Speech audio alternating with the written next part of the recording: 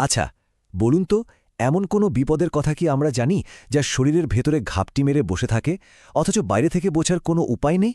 হ্যাঁ, ঠিকই ধরেছেন। আজ আমরা অত্যন্ত গুরুত্বপূর্ণ একটি সোর্স মেটেরিয়াল নিয়ে বিশ্লেষণ করব, যা আমাদের এই নীরব ঘাতক বা হাই ব্লাড প্রেশার নিয়ে বিস্তারিত ধারণা দেবে।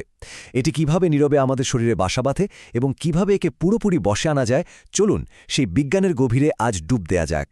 শুরুতেই একটা বিষয় একটু কল্পনা করা যাক। আমাদের শরীরের যে রক্তনালীগুলো আছে সেগুলোকে যদি আমরা নমনীয় রাবারের টিউবের মতো ভাবি, তাহলে কেমন হয়? সুস্থ অবস্থায় এগুলো কিন্তু দারুণ ফ্লেক্সিবল। কিন্তু কোনো কারণে যখন এই নালীগুলো নমনীয়তা হারিয়ে একেবারে শক্ত পাইপের মতো হয়ে যায়, তখন কি ঘটে? সোর্স বলছে ঠিক তখনই শুরু হয় আসল বিপত্তি।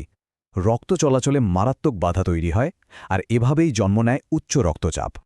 আজকের এই বিশ্লেষণে আমরা মূলত 5টি ধাপে পুরো বিষয়টি খুলে দেখব। 1. নীরব ঘাতক। 2. লবণের ফাঁদ থেকে মুক্তি। 3. ফ্যাট এবং চিনি কমানো। 4. পটাশিয়ামের ঢাল। এবং সবশেষে 5. ডায়েটের বাইরে আরও কি করণীয় আছে। তো শুরু করা যাক আমাদের প্রথম পর্ব দিয়ে, নীরব ঘাতক।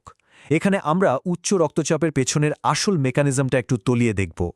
একটু আগেই যে রাবার টিউবের কথা বলছিলাম, তাই না? সুস্থ রক্তনালীগুলো ঠিক ওরকমই নমনীয় হয়। যখন বেশি রক্তের প্রবাহ দরকার হয় তখন এগুলো চমৎকারভাবে প্রসারিত হয়ে জায়গা করে দেয়। কিন্তু উচ্চ রক্তচাপের কারণে যখন এগুলো শক্ত আর সরু হয়ে যায়, তখন পরিস্থিতি একদম বদলে যায়।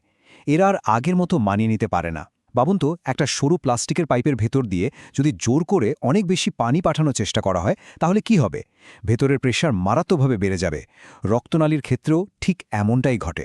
আর এই যে মারাত্মক প্রেশার তৈরি হলো, গবেষণা বলছে এর ফলে মূলত 4 ধাপে একটা ভয়াবহ ক্ষতি হতে থাকে। প্রথমত, এই একটানা উচ্চচাপের কারণে রক্তনালীর দেয়াল ক্রমশ দুর্বল হতে থাকে। এক পর্যায়ে তা বেলুনের মতো ফুলে ওঠে, যা যে কোনো মুহূর্তে ছিঁড়ে গিয়ে মারাত্মক রক্তক্ষরণ ঘটাতে পারে। দ্বিতীয় ধাপে সে ক্ষতিগ্রস্ত রক্তনালীর গায়ে চর্বি আর ক্যালসিয়াম জমতে শুরু করে। এরপর তৃতীয় ধাপে এই চর্বির স্তর বড় হতে হতে একটা সময় রক্ত চলাচলের পথ পুরোপুরি বন্ধ করে দেয়। আর চূড়ান্ত পরিণতি, ব্লকটা ব্রেনে হলে স্ট্রোক আর হার্টে হলে সোজা হার্ট অ্যাটাক। পুরো প্রক্রিয়াটা সত্যি শিউরে ওঠার মতো। কিন্তু জানেন কি, এতগুলো ভয়ানক পরিণতির কথা জানার পরও এর সবচেয়ে ভয়ঙ্কর দিকটা আসলে কি? এর নীরবতা। হ্যাঁ, একদম তাই। ব্লাড প্রেশার যখন বাড়তে থাকে তখন বাইরে থেকে কোনো ব্যথা বা অস্বস্তি টের পাওয়া যায় না, কোনো অ্যালার্ম বেল বাজে না, আর কোনো দৃশ্যমান লক্ষণ না থাকায় আমরা প্রায়ই একে পাত্তাই দিই না। আর ঠিক এই সুযোগটা কাজে লাগিয়ে বছরের পর বছর ধরে শরীরের ভেতরে নিঃশব্দে ধ্বংসযজ্ঞ চলতে থাকে, যতক্ষণ না হঠাৎ করে বড় কোনো বিপদ এসে হাজির হয়। এবার চলুন দ্বিতীয় পর্বে যাই, লবণের ফাঁদ থেকে মুক্তি। এখানে আমরা লুকিয়ে থাকা সোডিয়ামের খোঁজ করব। 0.75 মানে 1.25 চা। সংখ্যাটা শুনে কি একটু অবাক লাগছে? রক্তচাপ নিয়ন্ত্রণে রাখতে চাইলে সারাদিনে আমাদের লবণ খাওয়ার সীমা হওয়া উচিত মাত্র 1.25 চা চামচ, বা তার চেয়েও একটু কম। এখন অনেকেই হয়তো ভাবছেন, আরে এত কম লবণ তো এমনিতেও খাওয়া হয় না। কিন্তু আসল চমকটা এখানেই। সমস্যাটা শুধু আমাদের হাতের কাঁচা লবণে নেই, আসল দোষী লুকিয়ে আছে একদম অন্য জায়গায়। আমাদের একটা কমন ধারণা হলো ভাতের সাথে আলাদা করে কাঁচা লবণ না নিলেই বুঝি আমরা একদম নিরাপদ। কিন্তু সোর্স বলছে বাস্তবতা আসলে ভিন্ন। সারাদিনে আমরা যে পরিমাণ সোডিয়াম গ্রহণ করি তার সিংহভাগে আসে রান্না করা তরকারি আর বাইরের খাবার থেকে। এই যেমন ধরুন soya sauce, mayonnaise, testing salt কিংবা রাস্তার ধারের ওই মুখরোচক ফাস্ট ফুড। এগুলোর প্রতিটিতেই প্রচুর পরিমাণে লবণ লুকিয়ে থাকে। এমনকি প্যাকেটজাত স্ন্যাক্সেও এত বেশি সোডিয়াম থাকে যা আমাদের হিসাবের পুরোপুরি বাইরে থেকে যায়। তাহলে উপায় কি? খাওয়া দাওয়া সব ছেড়ে দিতে হবে? একদমই না। সোর্সের মূল মেসেজটা কোনো কিছু থেকে বঞ্চিত হওয়া নিয়ে নয়, বরং সঠিক বিকল্পটা বেছে নেওয়া নিয়ে। ধরা ফ্রাইড রাইস বা নান রুটিগুলো একটু এড়িয়ে চলার চেষ্টা করা যেতে পারে, কারণ এগুলো তৈরিতে বেশ ভালো পরিমাণ লবণ ব্যবহার করা হয়। এর বদলে সাদা ভাত বা সাধারণ সেকা রুটি বেছে নেওয়াটা হবে অসাধারণ একটি কাজ, কারণ এগুলো সাধারণত লবণ ছাড়াই তৈরি হয়। এই ছোট ছোট বুদ্ধিদীপ্ত সিদ্ধান্তগুলোই কিন্তু সব হিসাব বদলে দিতে পারে। চলে আসছি তৃতীয় পর্বে, ফ্যাট এবং চিনি কমানো। আমাদের লক্ষ্য এবার লুকিয়ে থাকা ক্যালোরি ধ্বংস করা। লবণের পর এবার নজর দেয়া যাক ফ্যাটের দিকে। সোর্সের গাইডলাইন হল সারাদিনে সব মিলিয়ে যেন 2 থেকে 3 চা চামচের বেশি তেল ব্যবহার করা না হয়। এখন প্রশ্ন হল, এটা বজায় রাখব কিভাবে? খুব সোজা, রান্নায় আন্দাজে তেল না ঢেলে চামচ দিয়ে মেপে দেওয়ার অভ্যাস করতে হবে। পাশাপাশি মাংসের চর্বি আর মুরগির চামড়া বাদ দেওয়া, ঘি মাখন থেকে দূরে থাকা এবং ডিমটা তেলে না ভেজে শুধু সিদ্ধ বা পোচ করে খাওয়া, এই ছোটখাটো পরিবর্তনগুলো আমাদের দৈনন্দিন ফ্যাট গ্রহণকে আক্ষরিক অর্থেই ম্যাজিকের মতো কমিয়ে আনতে পারে।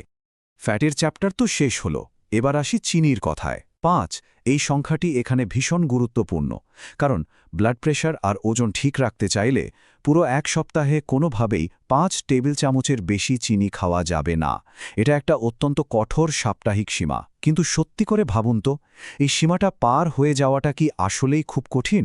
চলুন একটা তথ্য মিলিয়ে দেখি। একটু আগে আমরা সপ্তাহে সর্বোচ্চ 5 টেবিল চামচ চিনির সীমার কথা জানলাম, তাই না? চমকে দেওয়ার মতো তথ্য হলো, মাত্র একটা 600 মিলিলিটারের সফট ড্রিঙ্কসের বোতলেই ওই সাপ্তাহিক সীমার চেয়েও বেশি চিনি থাকে। সত্যি, মানে শুধু এক বোতল পানীয় পান করেই আমরা পুরো সপ্তাহের ডায়েটের লক্ষ্য ভেঙে চুরমার করে দিতে পারি। আর টমেটো কেচাপের মতো সসগুলোর কথা তো বাদই দিলাম, ওগুলোতেও লবণ আর চিনি ঠাসা থাকে, তাই এগুলো থেকে 100 হাত দূরে থাকাই সবচেয়ে নিরাপদ। এবার শুরু করছি চতুর্থ পর্ব, পটাশিয়ামের ঢাল। কিভাবে আমরা একটা প্রাকৃতিক সুরক্ষা তৈরি করতে পারি সেটাই জানব এখানে। সোডিয়াম তো কমালাম, কিন্তু শরীরের ব্যালেন্স ঠিক রাখতে আমাদের একটা সাহায্যকারী উপাদান দরকার, আর সেটি হলো পটাশিয়াম। পটাশিয়ামের কাজই হলো প্রাকৃতিকভাবে ব্লাড প্রেশার কমানো। সোর্সের গাইডলাইন বলছে প্রতিদিন অন্তত 4 থেকে 5টি মাঝারি সাইজের ফল এবং 2 থেকে আড়াই কাপ শাকসবজি খাওয়ার লক্ষ্য রাখতে হবে, কারণ ফল আর সবজিতে প্রচুর পটাশিয়াম থাকে। কলা বা আপেলের মতো ফল এর দারুণ উৎস। পাশাপাশি ফ্যাট ফ্রি দুধ বা টক দইও হতে পারে চমৎকার একটি বিকল্প। তবে এখানে একটা বিশাল সতর্কতা আছে। ডাক্তারের অনুমতি ছাড়া নিজে নিজে কখনো পটাশিয়াম সাপ্লিমেন্ট বা ট্যাবলেট খাওয়া শুরু করা যাবে না, এটা হিতে বিপরীত হতে পারে। আরেকটা খুব চমৎকার পয়েন্ট সোর্সে উঠে এসেছে। অনেকেই ভাবতে পারেন স্বাস্থ্যকর খাবার খাওয়ার মানে বোধহয় সাধারণ ভারী খাবারের সাথে অতিরিক্ত কিছু পুষ্টিকর খাবার যোগ করা, যেমন ধরুন ভারী একটা খাবারের পর আবার আধা লিটার দুধ খেয়ে ফেলা। এটা কিন্তু একটা বাজে অভ্যাস, কারণ এতে ক্যালোরি বেড়ে গিয়ে ওজন আরও বাড়বে। সঠিক উপায়টা হলো অতিরিক্ত যোগ করা নয়, বরং আগের খাবারটাকে স্বাস্থ্যকর খাবার দিয়ে প্রতিস্থাপন করা। যেমন ধরুন বিকেলে 3টা সিঙ্গারা খাওয়ার অভ্যাস ছিল, এখন তার বদলে একটা সিঙ্গারা আর সাথে একটা কলা খাওয়া হলো। এই সঠিক প্রতিস্থাপনগুলোই মূলত ক্যালোরির ব্যালেন্স ঠিক রাখার আসল কৌশল।